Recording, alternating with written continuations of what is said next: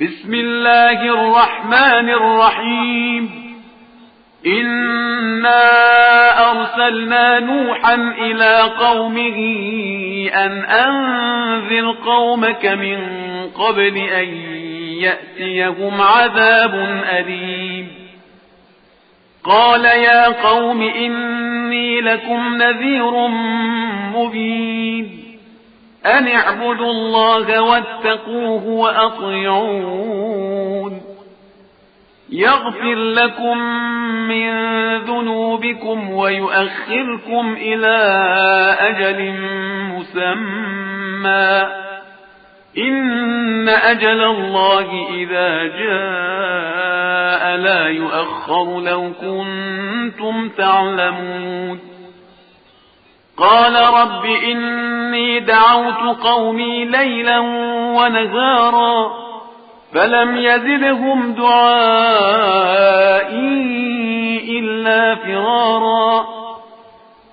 وإني كلما دعوتهم لتغفر لهم جعلوا أصابعهم في آذانهم واستغشوا ثيابهم وأصروا واستكبروا استكبارا.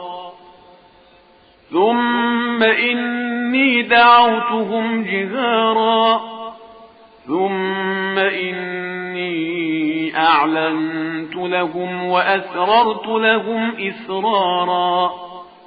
فقلت استغفروا ربكم إنه كان غفارا يرسل السماء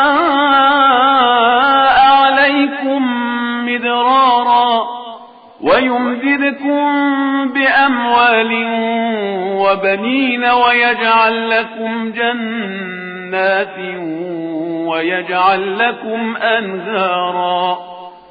ما لكم لا ترجون لله وقارا وقد خلقكم أطوارا. ألم تروا كيف خلق الله 7 سماوات طباقا وجعل القمر فيهن نورا وجعل الشمس سراجا. والله أنبتكم من الأرض نباتا ثم يعيدكم فيها ويخرجكم إخراجا. والله جعل لكم الأرض بساطا لتسلكوا منها سبلا فجاجا. قال نوح رب إنهم عصوني واتبعوا من لم يزده ماله وولده إلا خسارا ومكروا مكرا كبارا. وقالوا لا تذرن آلهتكم ولا تذرن ودا ولا سواعا ولا يغوث ويعوق ونسرا وقد أضلوا كثيرا ولا تزد الظالمين إلا ضلالا.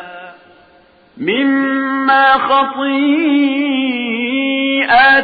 أغرقوا فأدخلوا نارا فلم يجدوا لهم من دون الله أنصارا.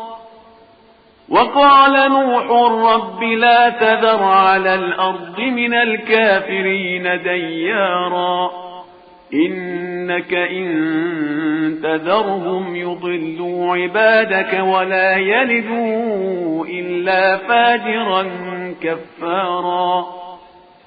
رب اغفر لي ولوالدي ولمن دخل بيتي مؤمنا وللمؤمنين والمؤمنات ولا تزد الظالمين إلا تبارا.